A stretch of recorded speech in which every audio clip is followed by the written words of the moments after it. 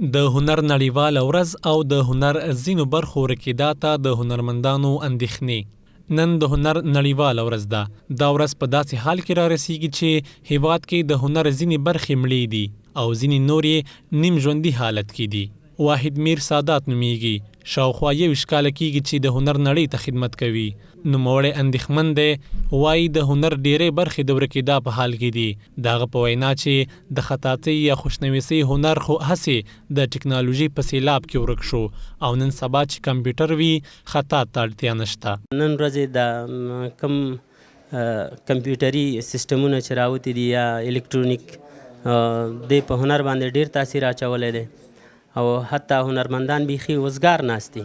د دولت د خوا نه به مخکې ډېر تشویقي سیمینارونه او دغه نیول کېدل، اوس هغه پروګرامونه هم بیخي کم شوي دي، یعنې چې بیخي لیدل کېږي نه.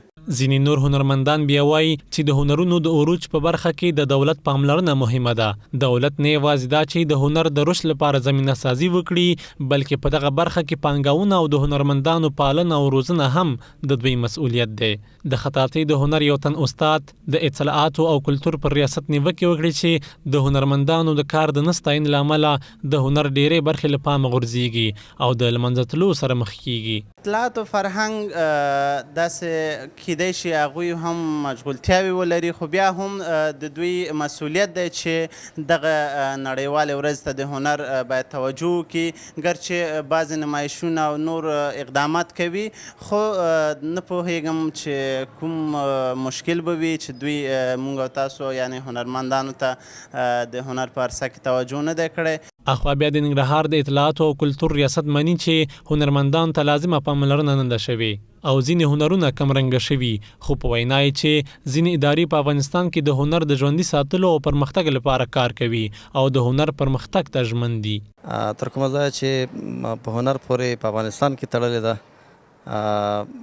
دا وګونې هنرونه ځینې داسې دي چې مخ په ځوړه دي او ځینې بیا داسې دي چې هغه تر پخوا ښه دي. مثلا موسیقي موږ هنر لرو، خطاطي لرو، رسامي لرو، شبکه کاري لرو، مثلا ورزش په خپله هنر دی، سینما د هنر دی، تیاتر دی دا هنر دی. نو اطلاعات او فرهنګ اداره او د لینکن ښوونیز مرکز د ارزښتونو ته ژمن دی او په دې برخه کې موږ تر خپلې وسې کار کوو.